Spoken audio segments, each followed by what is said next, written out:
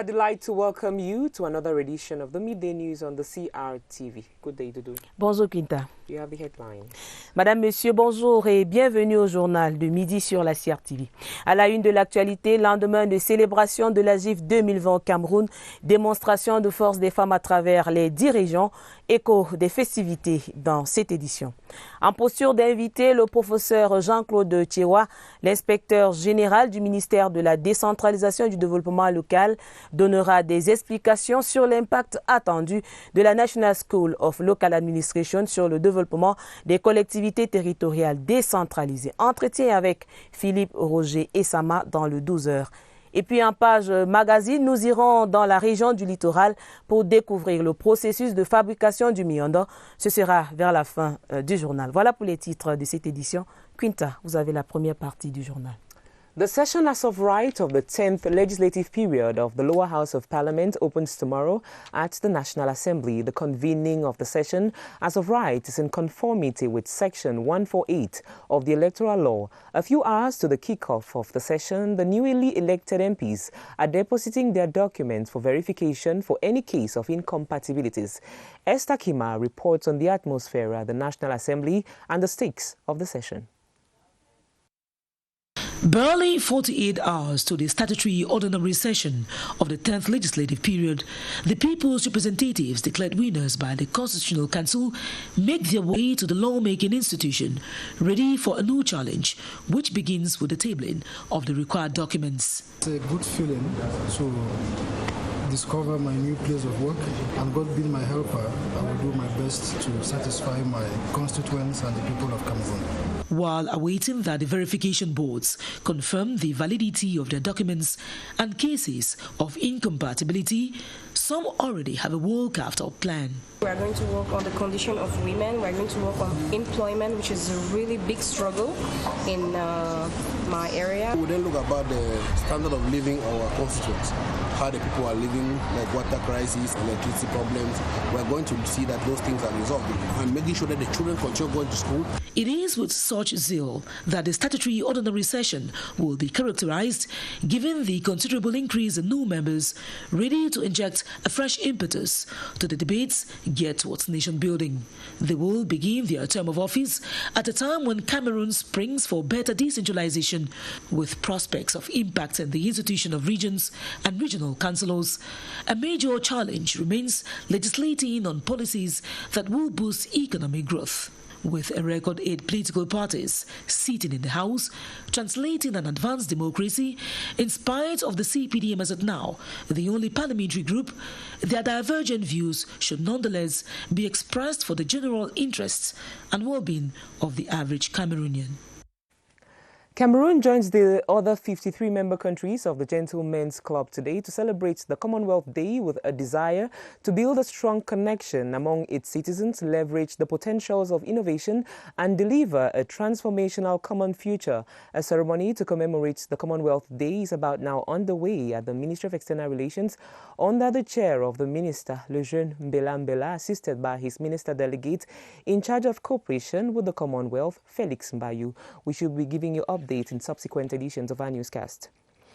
Women in Cameroon yesterday joined their peers the world over in celebrating the 35th edition of the International Women's Day amidst calls for gender mainstreaming and development. The women of the Ministry of Public Contracts have been challenged to work harder so as to realize their assigned task. This call was made by the Minister Delegate in charge of Public Contracts, Ibrahim Talba Mala, while chairing the reception of the women after the march past. Gerard Nanji captured the highlights of that ceremony and now reports. Within the sightlines of the 2020 Women's Day celebration, the women of the Ministry of Public Contract converge on Foyer Banjun at the Tuamiki to celebrate in grand style. In the presence of the Minister Delegate in charge of Public Contract, the women were enjoined to work even harder so as to achieve their goals. I want to congratulate them and encourage them. And in spite of the fact that even if our organic text is not there, we are working together hand in hand. And what I've seen this morning at the march past was a wonderful Day. The celebration, a blend of color and symbolism, was an occasion for these women to enjoy themselves, as if to say, all working without play makes Rehanato. Elsewhere, the women were described as major actors in the implementation of the decentralization process in Cameroon. These were the words echoed by Georges Elanga-Obam, Minister of Decentralization and Local Development, after the 8th March celebrations organized in honor of his female staff. During that happy event in Yaoundé, the second anniversary of the ministry was equally celebrated. Baongo Francis tells us more. Considering the giant strides women have made towards gender parity over the last decade, organizing a huge celebration to their honor on the 8th of March can be seen as being extravagant. The Minister of Decentralization and Local Development, Georges Elanga-Obam, was in perfect communion with his female staff, who constitute a major force in his ministry. As what concerns the Minister of Decentralization and Local Development, we attach great importance towards women. That is why we try to celebrate them every day in different ways. First of all, we make sure that gender approach is a reality. This nice treat to the ladies was highly appreciated. We feel valorized, and together with our hierarchy, everything is moving on well. The party is indeed great here at Mindeville. The joy and merriment had double connotations as the Ministry of Decentralization was equally commemorating its second anniversary. The young ministry was born on the 2nd of March 2018 and the pioneer minister installed 3 days later. With a non-stop animation from a skilled orchestra, the men joined the women of Mindeville to celebrate the double achievements while projecting for more breakthroughs this year. Madame, Messieurs, merci de nous accorder votre attention. Vous suivez le 12h. Les élus de la 10e législature rejoignent progressivement Yaoundé, siège de l'hémicycle. Et c'est avec conviction qu'ils comptent démarrer ce mandat aux enjeux multiples. Les détails avec Mathieu Kemgo. Les uns après les autres, les députés fraîchement élus remplissent les formalités d'officialisation de leur présence à l'Assemblée nationale. L'euphorie de la victoire accompagne le premier pas au Palais des Verts de Ngouaïkele. Le sentiment qui m'anime, c'est d'abord le sentiment de joie. De voir que je représente aussi ma population au niveau de l'Assemblée. Je pense que je vais demander à l'Éternel de m'aider. Je t'ai bien accueilli.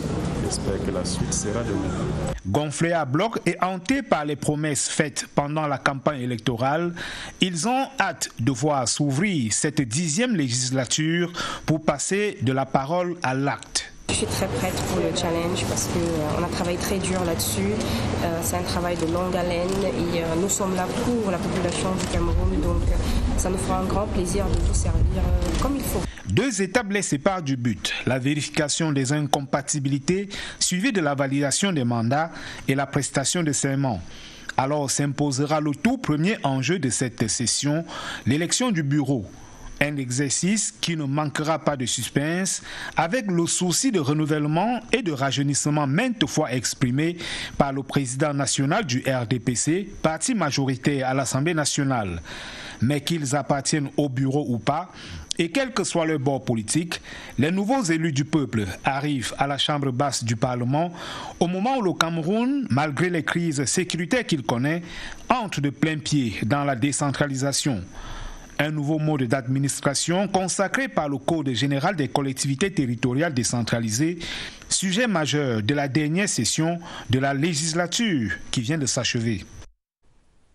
Nous l'avons dit en titre, les échos de la célébration de la GIF 2020 au Cameroun. Les femmes du ministère des Marchés publics étaient réunies hier autour du ministre Ibrahim Talbamala. C'était dans le cadre d'un repas pour marquer la 35e édition de la Journée internationale de la femme.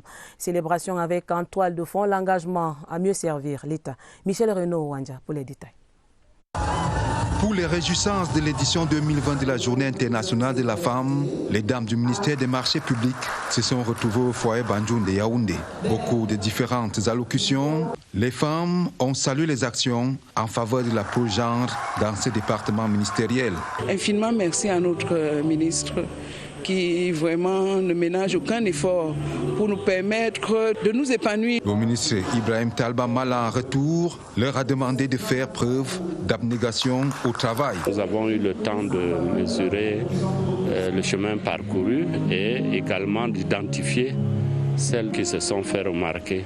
Et nous avons donc l'avantage de pouvoir leur dire qu'elles doivent encore redoubler d'ardeur et travailler davantage. Ces moments festifs étaient ponctués par le passage de nombreux artistes pour dire que la célébration était réussie au minimum.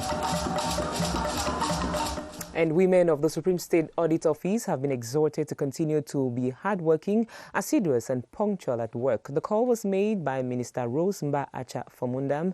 In the Ministry of Housing and Urban Development, it was the same message under the chairmanship of the Minister Celestine Kechakotes. This was during the 8th March celebrations in Yaoundé yesterday. Natasha Lehman-Losha tells us more.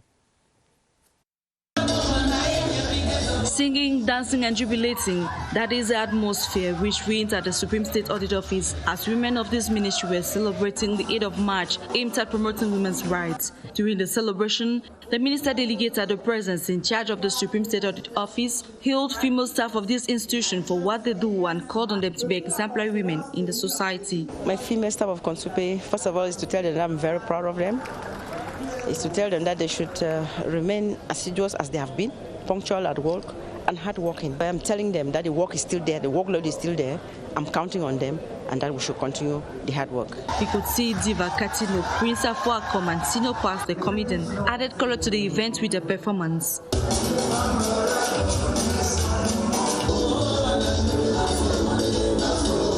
The same atmosphere prevailed in the Ministry of Housing and Urban Development as women were filled with joy.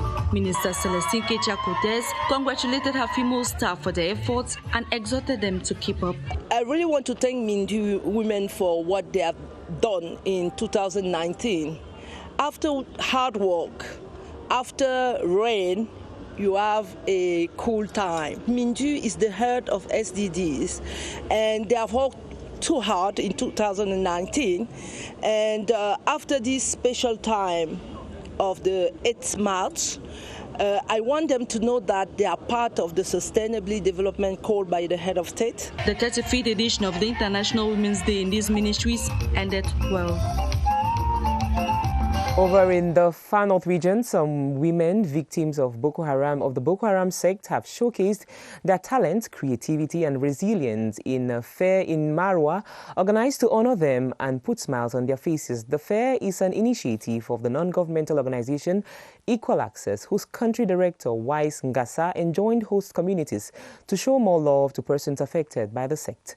Dorcas Ekambi Ekupe of CRTV Far North Bureau reports.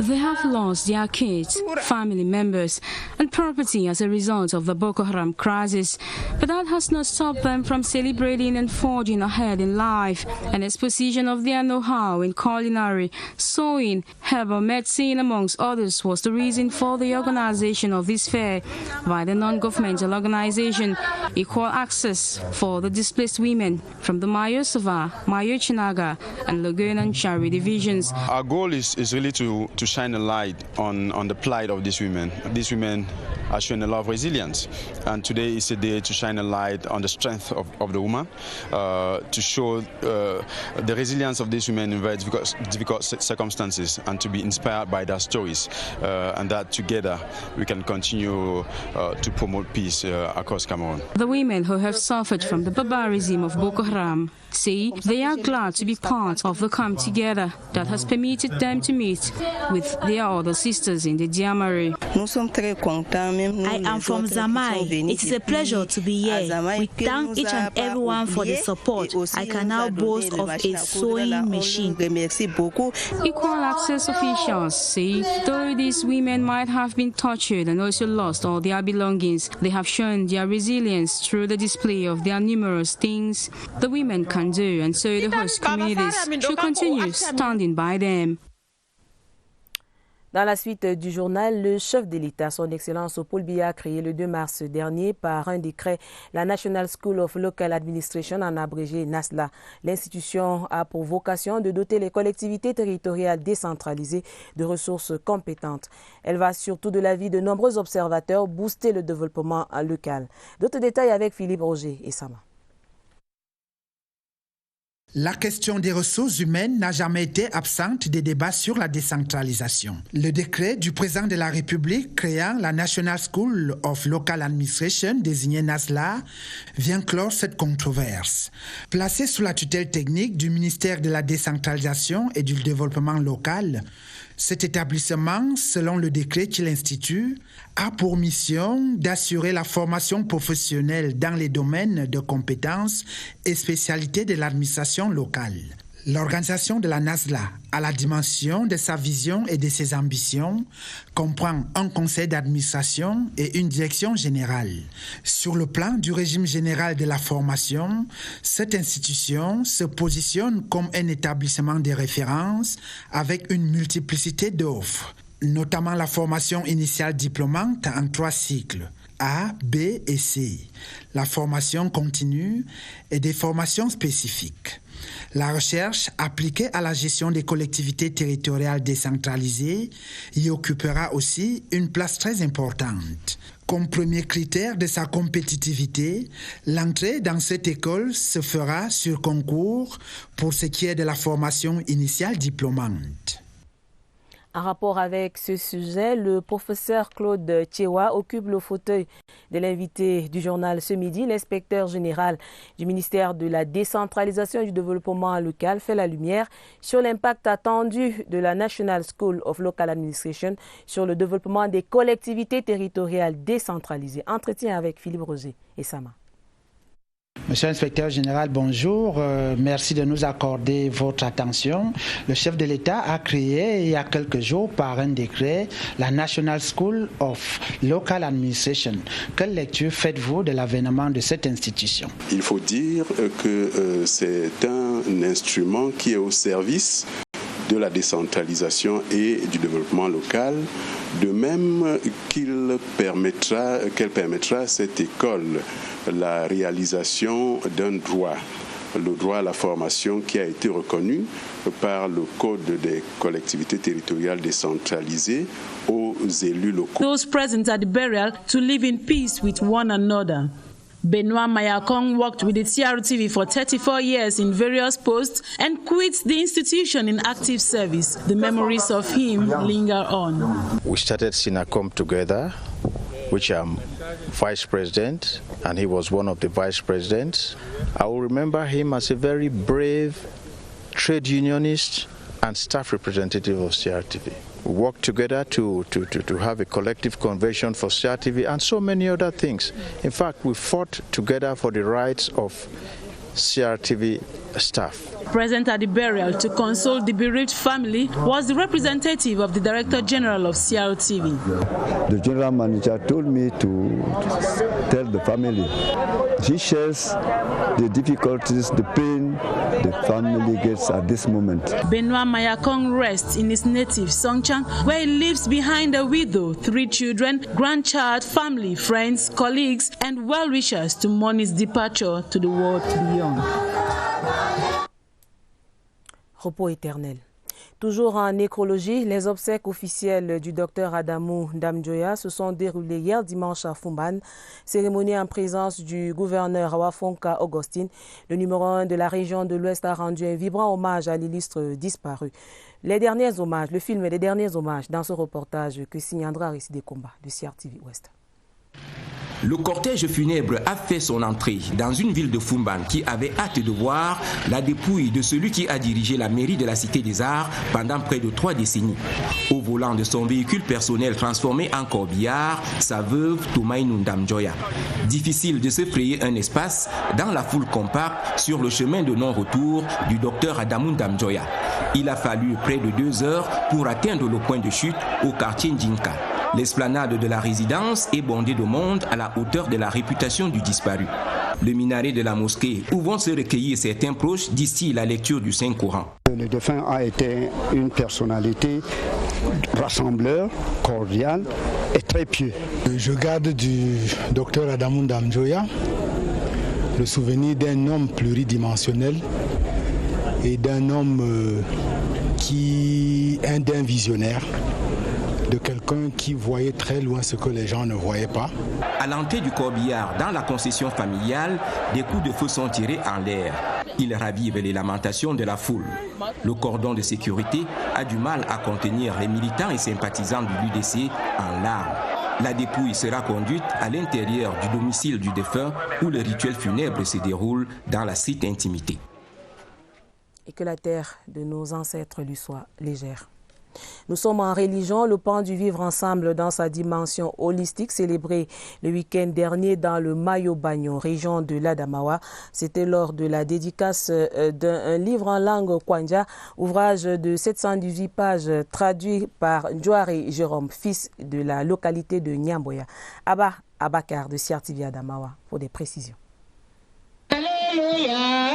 Comme l'entrée triomphale de Jésus à Jérusalem, le lectionnaire dominical en langue kwanja a été accueilli avec joie et louange par la population de Yamboya. La Bible au départ était dans une culture autre, la culture hébraïque, la culture juive, qui n'est pas la même culture que la culture kwanja. C'est parce que l'Éternel est bon et sa bonté dure toujours que le collège des prêtres et des pasteurs, autorités traditionnelles, élites intérieures et extérieures, invités spéciaux ont salué ces livres saints de 718 pages comme une lumière qui montre nos doigts du Seigneur. J'espère que c'est un commencement pour eux, commencement de vraiment être plus profondément dans la parole de Dieu qui va aussi parler à leur vie personnelle, communautaire, familiale et à tous les niveaux. Fruit de longue haleine, la Bible en kwanja entre les mains et à portée de main, la vie avec Dieu pour les hommes conscients, invités en cette circonstance solennelle à méditer et à mettre en pratique la culture de la lecture. Soit qui, que tu sois quoi, un jour ou l'autre, rappelé par ton Seigneur, et il faudrait préparer ce retour. And for our feature page today, we take you to Dibombari. It's in the Mongo division in the littoral region where the rapid growth of industries and agriculture has facilitated the transformation of cassava into miondo. Miondo is commonly eaten by the Sawa people with ndole, roasted fish, and what have you. It's also the main source of income to many women who make it to sell. Our guide is Roslyn Fossa. This is Dibombari, a subdivision in the Mongo division of the littoral. The locality is characterized by the rapid growth of industries and agriculture. Today, our economy here has two main directions. The first direction is agriculture with the palm oil. Second, the cassava. Women of Dibombari are mostly concerned with the transformation of cassava into miondo. Miondo is a staple meal enjoyed by people of the area and beyond. It is the main source of livelihood for these rural women. The production procedure is long, but the final product is the pride of the women. The production of miondo in Dibombari is not reserved for the locals only. Women of other regions resident here also earn a living from producing miondo as well. I've been living here for 5 years. When I came here, they welcomed me and taught me how to produce miondo. The sale of miondo has become my economic activity. Miondo produced in Dibombari is sold all over Cameroon. But the staple, which is wrapped in different leaves, is sold accordingly. We have 3 types of leaves. Medomba is this one. You also have the ndolo and banana leaves. Ndolo leaves helps to better protect the miondo because with this leaf you can store your miondo in a freezer for 2 or 3 months. With the ndomba and banana leaves, the miondo has a better taste, but it does not last for long. These hard-working women make sure they respect the different commands before Saturday morning. On market days, these women have to get up as early as 3 a.m. to transport their produce to different markets of the economic capital. Voilà, le rideau tombe sur cette édition bilingue de la mi-journée sur la CRTV. Madame, Monsieur, au nom de toute l'équipe de production, merci d'avoir suivi. À demain, 12h. Quinta, excellente journée. À demain, Doudou.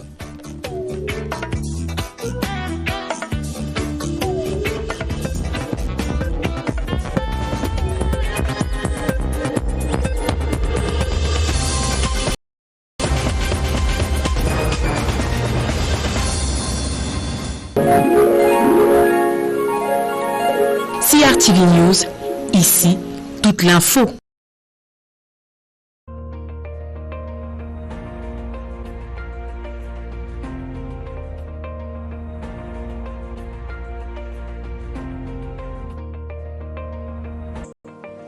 Avoid close contact with anyone with flu-like symptoms.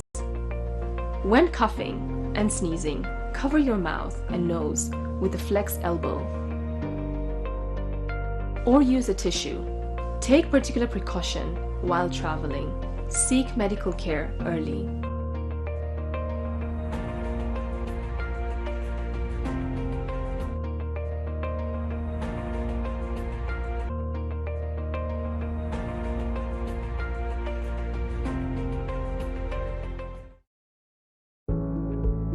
Sept conseils pour se protéger contre le nouveau coronavirus. 1. Lavez-vous régulièrement les mains à l'eau et au savon ou à l'aide d'un gel hydroalcoolique. 2. Vous ressentez l'envie de tousser ou d'éternuer? Faites-le dans un mouchoir ou dans le creux de votre coude, puis lavez-vous les mains. 3. Restez à au moins 1 mètre de distance des autres personnes, surtout si elles toussent, éternuent ou ont de la fièvre. 4. Évitez de vous toucher les yeux, le nez et la bouche. 5. Évitez tout contact direct avec des animaux vivants. Et si cela est impossible, veillez à vous laver les mains après le contact. 6. Ne mangez pas de produits animaux crus ou mal cuits.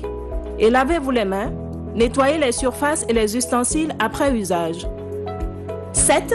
Si vous avez de la fièvre, de la toux ou des difficultés à respirer, consultez un médecin.